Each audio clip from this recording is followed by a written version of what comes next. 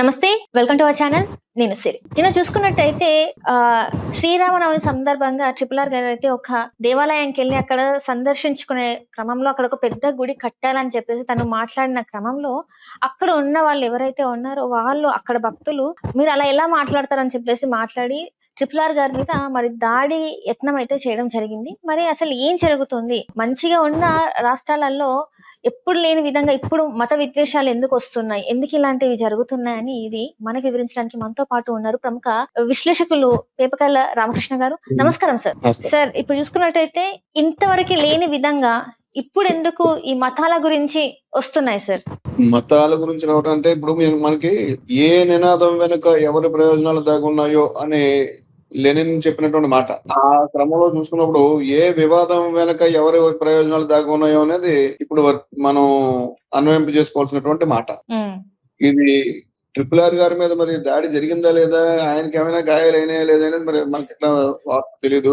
ఆయనకి దాడి అయితే జరిగి ఉండొచ్చు, రాళ్ళు రవ్వటం, తర్వాత ఏదో కొన్ని ప్రదర్శనలు చేయటం ఇవన్నీ జరుగుతాయి. అంటే ఏదైతే కర్రలకి ఆల్రెడీ మేకులు గుచ్చి వీపు మీద కొడితే వీపుల నుంచి రక్తస్రావం అయితే జరిగింది అని చెప్పేసి మనకి వార్తలు వస్తున్నాయి సార్. వార్తలు అయితే అందుతున్నాయి సార్. ఎంత కరెక్ట్ అంటారు సార్? డైరెక్ట్ గా ట్రిపుల్ ఆర్ గారికే జరిగిందండి, లేకపోతే కూడా ఉన్నటువంటి వేరే మామూలు అనుచర వర్గానికి జరిగిందా? ఆయనకైతే కాదు. ఆయన తర్వాత మామూలుగా మాట్లాడారు కదా, ఆయన మళ్ళీ పత్రికలు టీవీ ప్రతినిధులతో బాగా మాట్లాడారు కదా.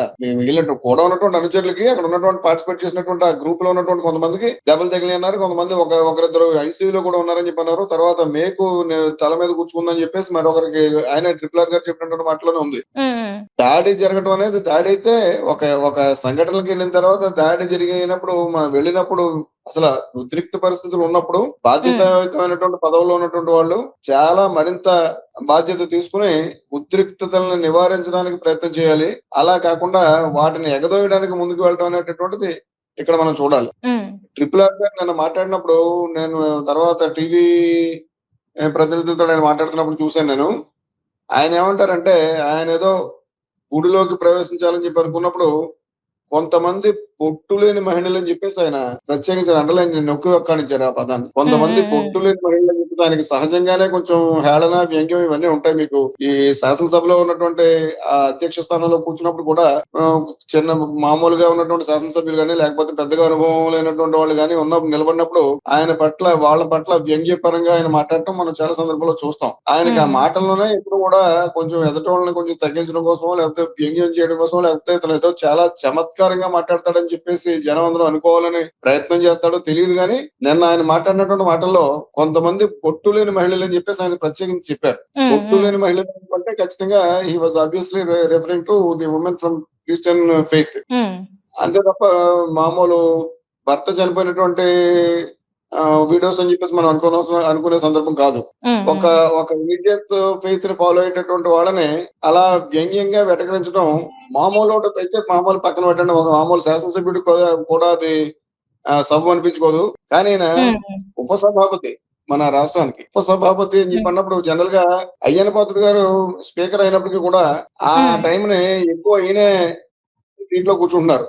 ఆయన చాలా తక్కువగా కూర్చున్నారు, ఈయన ఎక్కువ కూర్చుంటున్నారు. ఈ సభను ఎక్కువ నిర్వహించేది ఈయనే చేస్తున్నారు. అంత ఉన్నతమైనటువంటి స్థానంలో ఉన్నప్పుడు స్పీకర్ అంటే ఖచ్చితంగా హుందాతనంలో చీఫ్ మినిస్టర్ కంటే హుందాతనం పాటించాల్సినటువంటి సీట్ అది. స్పీకర్ గాని, గవర్నర్ గాని, ఇవన్నీ కూడా జడ్జి గాని, హైకోర్టు జడ్జి గాని, వీళ్ళంతా కూడా మామూలు శాసనసభ్యుడు, లేకపోతే మామూలు మంత్రి, లేకపోతే ముఖ్యమంత్రి వీళ్ళకంటే ఈ వరుసలో ఉన్నటువంటి వాళ్ళకంటే అటు స్పీకరు, అటు హైకోర్టు జడ్జి, లేకపోతే గవర్నరు, వీళ్ళంతా కూడా అత్యున్నతమైనటువంటి హుందాతనాన్ని, విలువల్ని, ఆ హై పొజిషన్ ని మెయింటైన్ చేయాల్సినటువంటి అవసరం ఉన్నటువంటి పోస్ట్ అవి. అలాంటి మనుషులు ఊరికే బాహాబాహిలాగా మామూలు ఇతరులు ఎవరో వచ్చి అటాక్ చేస్తే అక్కడ దొరికిపోయేలాగో, లేకపోతే వీళ్ళ జనంతో వెళ్ళి ఎదుటి వాళ్ళ మీద అటాక్ చేసేటటువంటి గ్రూప్ నాయకత్వం వహించేటటువంటి స్థితిలోనో వాళ్ళు ఉండకూడదు. అలాంటి పరిస్థితులు వాళ్ళకి వెళ్లే ముందే తెలుస్తాయి.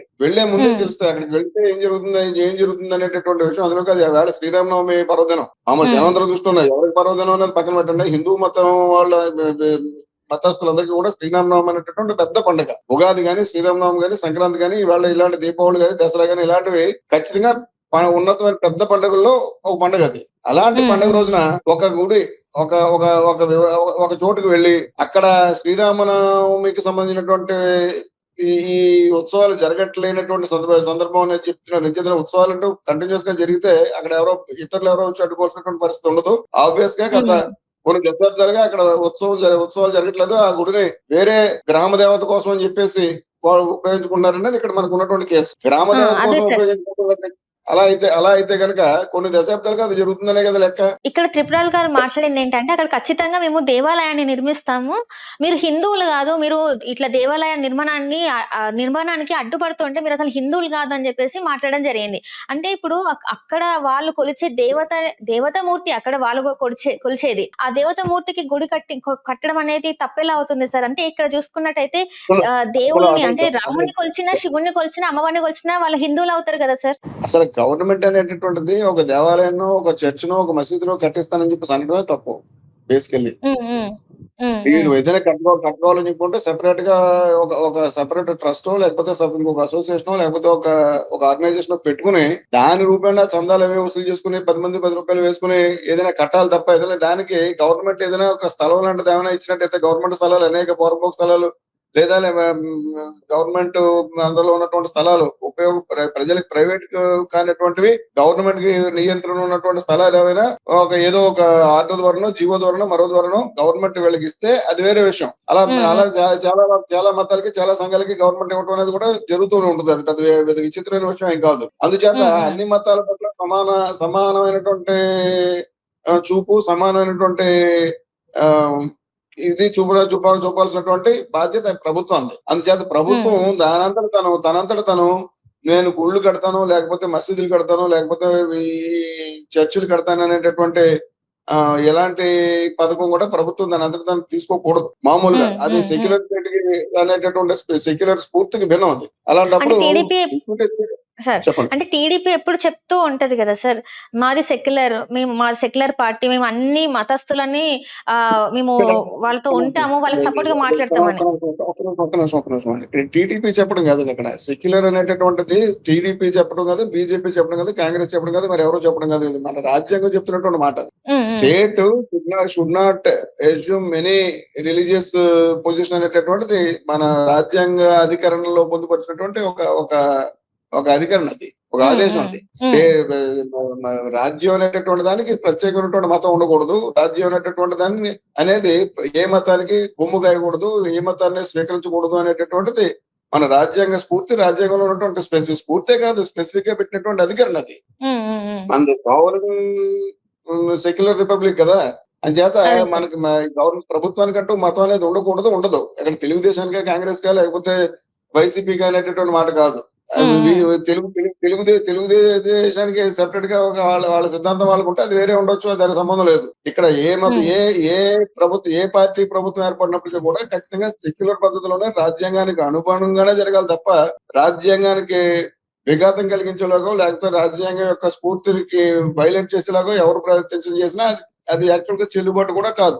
అయితే ఈవేళ అలాంటి వినూత్నమైనటువంటి రేఖలన్నీ చెరిపేస్తున్నారు కాబట్టి అదంతా పక్కన పెట్టేసి ఏ రకం అంటే ఇచ్చేదంటే ఈ మెకానిజం అంతా వాళ్ళ దగ్గర ఉంటుంది. దీని మీద తీసుకోవాల్సినటువంటి ఏ చర్య తీసుకోవాలన్నా మొత్తం పోలీసు వ్యవస్థ, న్యాయ వ్యవస్థ అంతా కూడా వాళ్ళ చేతిలో ఉంటుంది. కాబట్టి న్యాయ వ్యవస్థ అంటే ఇండిపెండెంట్ ఉన్నప్పుడు కూడా కానప్పటికీ అసలు న్యాయ వ్యవస్థ దగ్గరికి కేసు తీసుకెళ్ళింది ఈ ప్రాసిక్యూషన్ కాబట్టి ఇవాళ తీసుకెళ్ళకపోతే అక్కడ న్యాయ వ్యవస్థ చేసింది ఏమి ఉండదు. అందుచేత ప్రాసిక్యూటింగ్ అథారిటీ అంతా కూడా మెకానిజం అంతా కూడా గవర్నమెంట్ దగ్గర ఉంటుంది. కాబట్టి ఏ పార్టీ ప్రభుత్వ అధికారంలోకి వస్తే వాళ్ళు దాన్ని వెచ్చలుడిగా సొంత ఆస్తి అని చెప్పేసి ఫీల్ అవుతున్నారు. అది జరుగుతుంది. అది ఇదివరకు కూడా మనం అనుకున్నాం. అటు కాంగ్రెస్ ఏంటిది తెలుగుదేశం అయినా ఇటు వైసీపీ అయినప్పటికీ కూడా ఖచ్చితంగా అనేక రకాలైనటువంటి ఆ వైలేషన్స్ వాళ్ళు పాల్పడుతూ వచ్చారు. ఇప్పుడు వీళ్ళు కూడా అదే పని చేస్తున్నారు. రఘురామకృష్ణరాజు గారు అక్కడ నేను గుడి కడతానని చెప్పేసి అన్నాడంటే అది పచ్చి రాజ్యాంగ వ్యతిరేకమైనటువంటి మాట, చాలా తప్పు. అలాంటి మాటలు ఒక ఉపసభాపతి హోదాయే కాదు, ఒక శాసనసభ్యుడి హోదాలో కూడా చేయకూడదు. అంటే ఇక్కడ చూసుకున్నట్టయితే ఇంతవరకు వైఎస్ఆర్సీపీ పార్టీ నుంచి ఎవరు దీన్ని ఈ అంశం గురించే మాట్లాడలేదు సార్.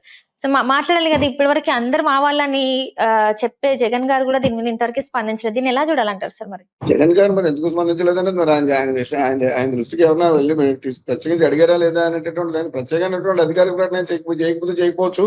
ఆయన ఆయన ఆయన స్థా- ఆయన కోణంలో ఆయన స్పందిస్తారు. ఆయన ఏదో మనం ఎలా స్పందించాలనే దానికి మనం ఆయన నుంచి పలానా విధంగా స్పందన రావాలని చెప్పేసి మనం ఎక్స్పెక్ట్ చేయకూడదు. ఆయన సొంత స్వీయ ప్రయోజనాలకు అనుగుణంగా ఆయన స్పందిస్తారు. ఆయన గాని, ఆయన పార్టీ గాని, ఆయన పత్రిక గాని. రైట్. రైట్.